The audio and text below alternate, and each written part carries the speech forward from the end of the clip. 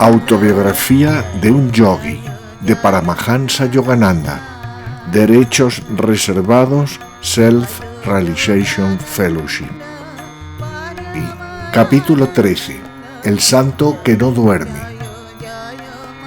Le ruego que me permita marcharme al Himalaya. Espero adquirir en medio de la soledad imperturbable una comunión divina ininterrumpida.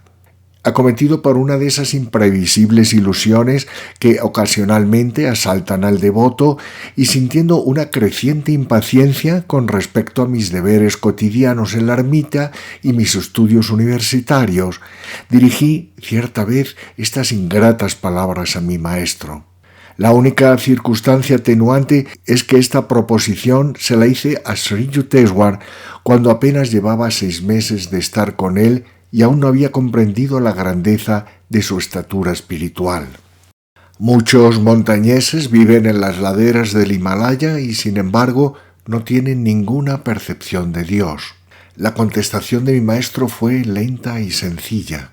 La sabiduría se busca mejor mediante el contacto con un hombre que posee la unión con Dios que por medio de una inerte montaña.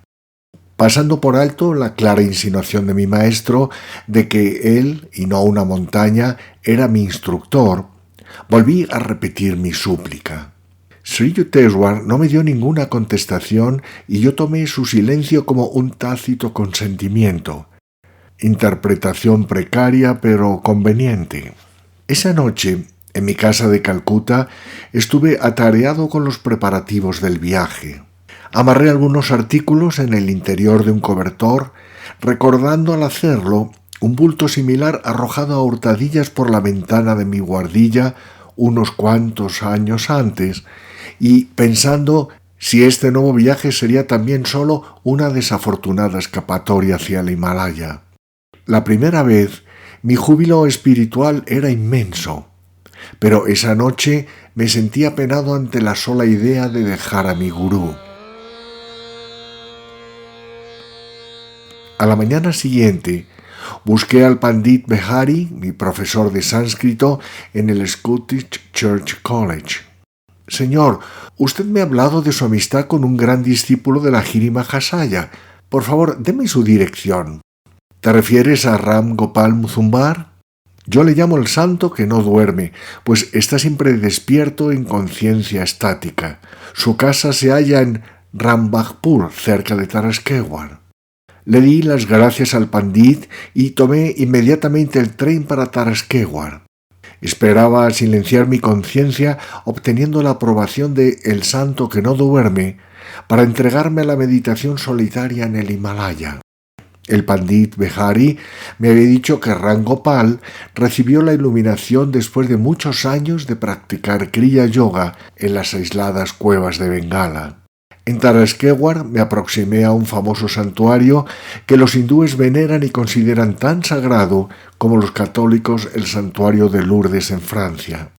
Innumerables milagros han ocurrido en Taraskewar, incluyendo entre ellos uno que le sucedió a un miembro de mi familia. La mayor de mis tías me lo contó en cierta ocasión. Me senté en el templo durante una semana observando un ayuno completo, orando por el alivio de un mal crónico que aquejaba a tu tío Sarada. En el 7º día, una hierba se materializó en mis manos. La maceré e hice un té para tu tío. Su mal desapareció inmediatamente y nunca más ha vuelto a aparecer. Entré en la capilla del santuario de Taraskewar. El altar no contiene nada más que una piedra redonda. Su circunferencia, sin principio y sin fin, es un significativo símbolo del infinito. En la India, las abstracciones cósmicas no son difíciles de comprender ni siquiera para los iletrados campesinos. De hecho, los occidentales los han acusado a veces de vivir de puras abstracciones. Mi actitud en aquel instante era tan austera que no me sentí inclinado a reverenciar el símbolo de piedra. Dios debe buscarse, pensé, únicamente dentro del alma. Abandoné el templo sin hacer siquiera una genuflexión y caminé apresuradamente hacia el lejano pueblo de Rambagpur. Sin saber qué camino debía tomar, solicité orientación a un transeúnte quien se sumergió en una prolongada reflexión. Cuando llegue usted a la encrucijada de un camino, tome a su derecha y siga caminando, dijo por fin con aire de oráculo. Obedeciendo sus instrucciones, vagué a lo largo de las orillas de un canal. La oscuridad se aproximaba. Los suburbios del Villorio estaban llenos de luciérnagas, así como de aullidos de chacales que merodeaban por los alrededores. La luz de la luna era demasiado tenue para darme alguna seguridad, y así seguí tropezando durante 2 horas. Por fin, con alegría, escuché el tintineo de un cencerro y a mis repetidos gritos se presentó un campesino. «Ando buscando a Ram Gopal Babu. Ninguna persona de ese nombre vive en esta villa». Su tono de voz era áspero. «Probablemente es usted un detective mentiroso».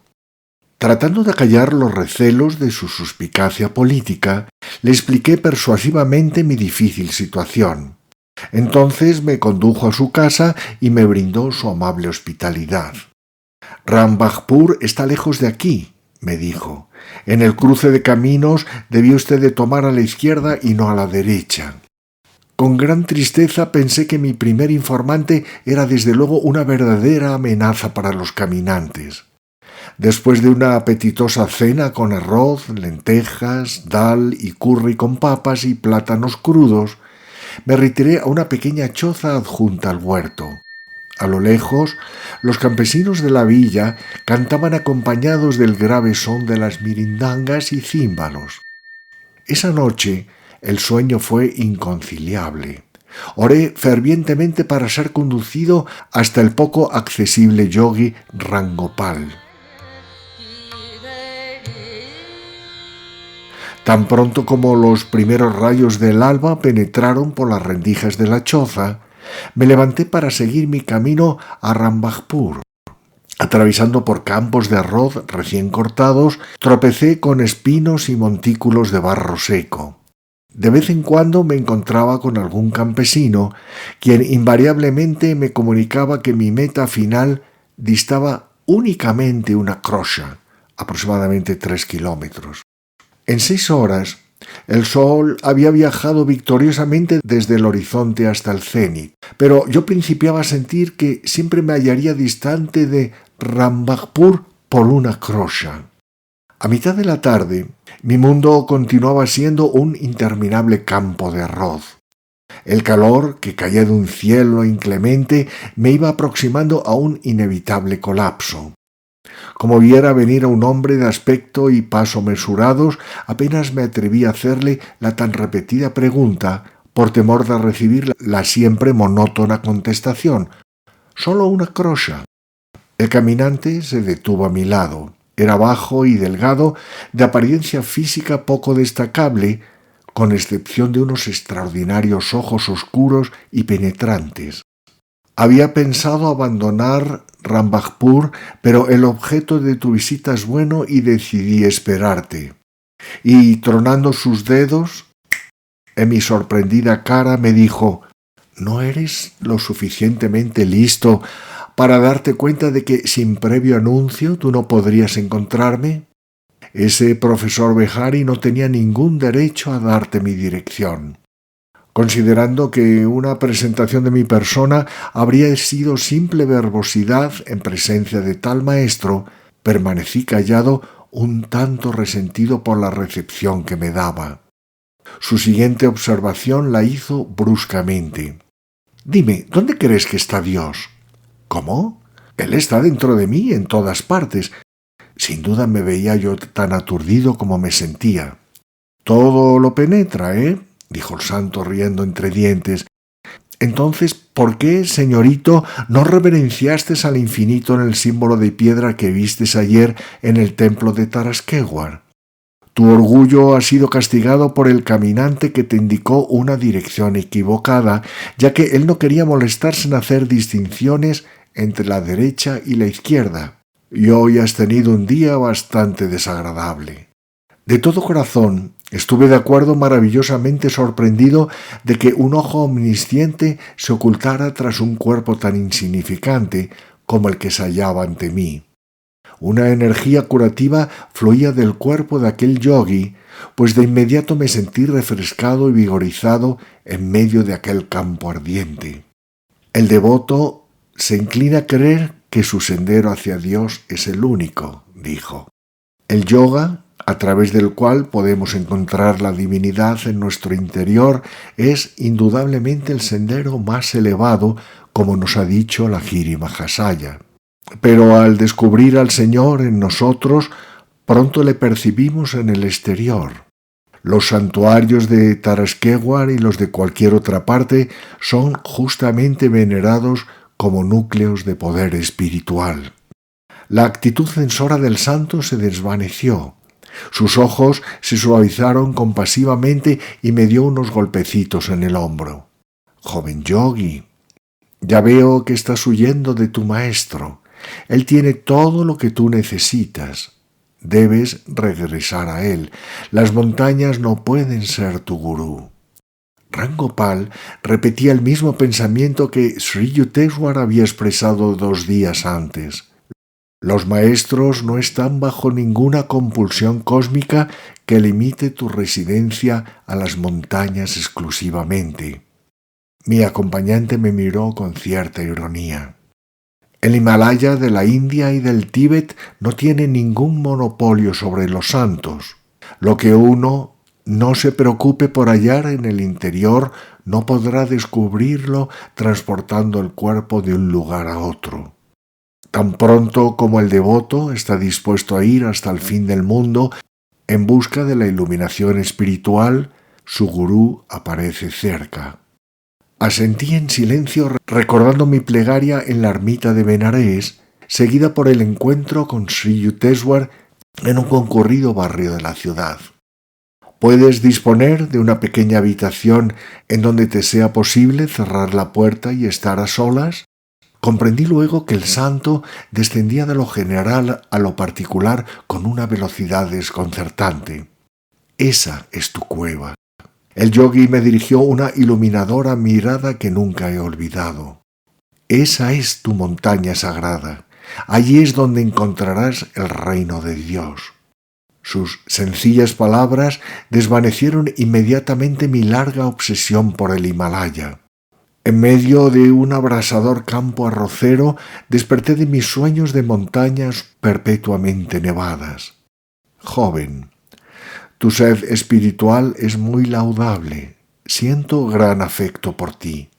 Rangopal me tomó de la mano y me condujo a una pintoresca aldea. Las casas de adobe estaban techadas con hojas de palma y las entradas se hallaban rústicamente adornadas con frescas flores tropicales. El santo me hizo sentar en la sombreada plataforma de bambú de su pequeña cabaña. Después de darme jugo de lima endulzado y un pedazo de azúcar cande, entramos en su patio y adoptamos la postura del loto. Tras unas 4 horas de meditación, abrí los ojos y vi la monolítica figura del yogi que aún seguía inmutable. Mientras yo estaba recordándole a mi estómago que el hombre no solo de pan vive, Rangopal se levantó de su sitio. «Ya veo que tienes hambre», me dijo. «La comida estará lista pronto». El fuego fue encendido en un horno de barro en el patio y arroz y dal pronto me fueron servidos en grandes hojas de plátano. Mi anfitrión rehusó cortésmente mi ayuda para atender los menesteres de cocina. El huésped es Dios. Es un proverbio hindú que desde tiempo inmemorial ha sido devotamente observado en la India. En mis recientes viajes por el mundo me ha conmovido apreciar que se manifiesta el mismo respeto hacia los viajeros en las zonas rurales de diferentes países. El habitante de la gran ciudad encuentra, sin embargo, bastante mellado el filo de la hospitalidad debido a la superabundancia de caras nuevas cada día. Los emporios humanos me parecían increíblemente remotos en tanto permanecía sentado al lado del yogi en aquella pequeña y aislada aldehuela. La habitación estaba misteriosamente iluminada por una suave luz. Rangopal arregló algunos cobertores rotos en el piso para que me sirvieran de cama, y él se sentó en una estera de paja. Abrumado por su enorme magnetismo espiritual, me aventuré a hacerle una súplica. «Señor, ¿por qué no me concede el samadhi?» «Apreciado amigo, con gusto te concedería el divino contacto, pero no está en mis manos hacerlo». El santo me miró con entrecerrados ojos. «Tu maestro te concederá esa experiencia pronto. Tu cuerpo no está todavía lo suficientemente preparado. Así como una pequeña lámpara no puede resistir un voltaje excesivo, así tus nervios no están todavía en condiciones de recibir la corriente cósmica. Si yo te diera el éxtasis infinito ahora, arderías como si de cada célula tuya brotaran llamas». «¿Estás pidiéndome la iluminación a mí?», continuó el yogui a media voz, «mientras que yo me pregunto en mi insignificancia y con las pequeñas meditaciones que he realizado, si habré logrado agradar a Dios y qué mérito puedo encontrar ante sus ojos en el recuento final». «Pero, señor, ¿no ha estado usted buscando a Dios con total dedicación durante largo tiempo?» «No he hecho mucho. Behari debe de haberte relatado algo sobre mi vida. Durante 20 años ocupé una gruta secreta meditando 18 horas seguidas. Luego me fui a una cueva inaccesible y estuve allí 25 años permaneciendo en unión yoga durante las 24 horas del día. No necesitaba dormir porque estaba siempre con Dios. Mi cuerpo estaba más descansado en la completa calma de la supraconciencia de lo que pueda hallarse en el ordinario estado subconsciente. Los músculos se relajan durante el sueño, pero el corazón, los pulmones y el sistema circulatorio siguen en constante trabajo. Estos no descansan. En el estado de supraconciencia, los órganos internos permanecen en un estado de suspensión electrizados por la energía cósmica. Por este medio he encontrado innecesario dormir desde hace años». Y luego añadió: «Tiempo llegará en que tú también harás caso omiso del sueño». «Santo cielo, usted ha estado meditando durante tanto tiempo y todavía no está seguro del favor de Dios». Le miré asombrado. «Entonces, ¿qué nos queda a nosotros, pobres mortales? ¿Acaso no ves, mi querido muchacho, que Dios es la eternidad misma? Pretender que uno puede conocerle plenamente por 45 años de meditación constituye una expectación más bien presuntuosa. Babaji nos asegura, no obstante, que incluso una pequeña meditación nos salva del terrible temor a la muerte y a los estados post-mortem. Por lo tanto, no fijes tu ideal espiritual en una pequeña montaña, sino en la estrella de la suprema unión con Dios. Si trabajas con tesón, la alcanzarás».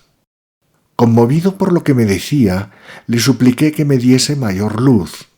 Entonces me contó una maravillosa anécdota con relación a su primer encuentro con el maestro de la Giri Mahasaya, Babaji. Cerca de la medianoche, Rangopal se sumió en el silencio y yo me acosté sobre los cobertores. Cerré los ojos y comencé a ver ráfagas relampagueantes. Todo mi vasto espacio interior era una cámara de luz radiante. Abrí los ojos y observé la misma radiación deslumbradora. La habitación se tornó una parte de la infinita cámara que yo estaba contemplando con mi visión interna. «¿Por qué no duermes?» «Pero, señor, ¿cómo pudiera dormir en presencia de este cegador relampaguear que no dejo de ver ya tenga los ojos cerrados o abiertos?» «Has sido bendecido al tener esta experiencia. Las radiaciones espirituales no se ven fácilmente». El santo agregó unas palabras más de afecto. Al amanecer, Rangopal me dio algunas confituras y me dijo que yo debería partir. Lamentaba tanto tener que despedirme de él que no pude evitar que las lágrimas corrieran por mis mejillas. «No dejaré que te marches con las manos vacías», dijo el yogui tiernamente. «Haré algo por ti». Sonrió y me miró fijamente. Yo me quedé inmóvil como si me hubiesen clavado a la tierra mientras las vibraciones de paz que emanaban del santo inundaban mi ser. Instantáneamente fui curado de mi dolor en la espalda, el cual me venía atormentado intermitentemente desde hacía años. Renovado y bañado en un océano de gozo luminoso, ya no lloré. Después de tocar los pies del santo, me adentré en la jungla y tras abrirme paso con la tropical maleza y atravesar muchos arrozales, llegué hasta Tarasquewar. Allí hice una segunda peregrinación al famoso santuario y me arrodillé con fervor ante el altar. La piedra redonda se agrandó ante mi visión interna hasta convertirse en una esfera cósmica. Anillo tras anillo, zona tras zona, toda saturada de divinidad. Una hora después, tomé alegremente el tren para Calcuta. Mis viajes terminaron, no en las vastas montañas, sino ante la himaláyica presencia de mi maestro.